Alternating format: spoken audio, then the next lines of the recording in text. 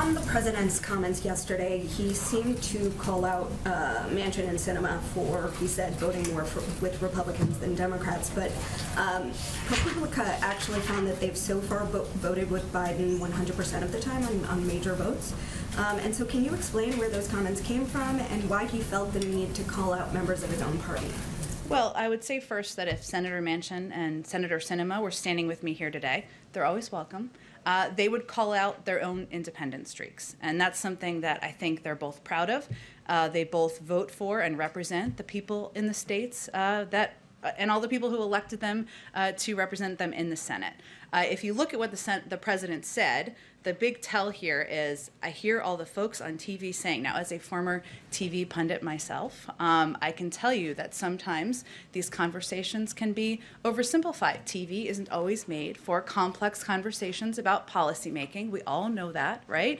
And what the president was simply conveying is that his threshold, his litmus test is not to see eye to eye on every single detail of every issue.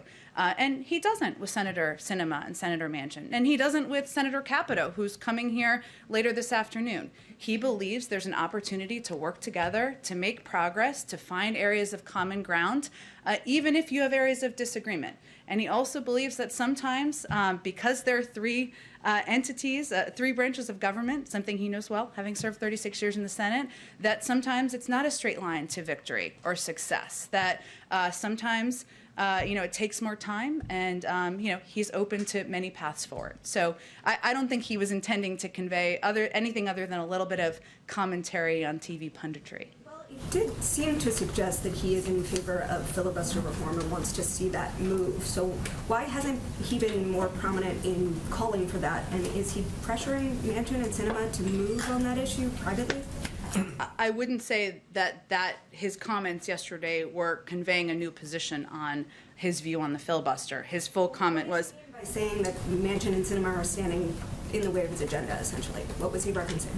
That's not exactly what he said. I think it's important to quote him directly. What he said was, I hear all the folks on TV saying, why doesn't Biden get this done? Well, because Biden only has a majority of effectively 4 votes in the House and a tie in the Senate, with 2 members of the Senate who vote more with my Republican friends. He was not giving a specific commentary on a policy. He was conveying again that sometimes that's the summary, shorthand version that he sees on cable news at times. Again, it's not always the forum that's easy to provide guidance on how a bill becomes a law. His view on the filibuster continues to be that there should be a path forward for Democrats and Republicans to make voting easier, to move forward on progress for the American people. That position hasn't changed, and he was not intending to convey something different.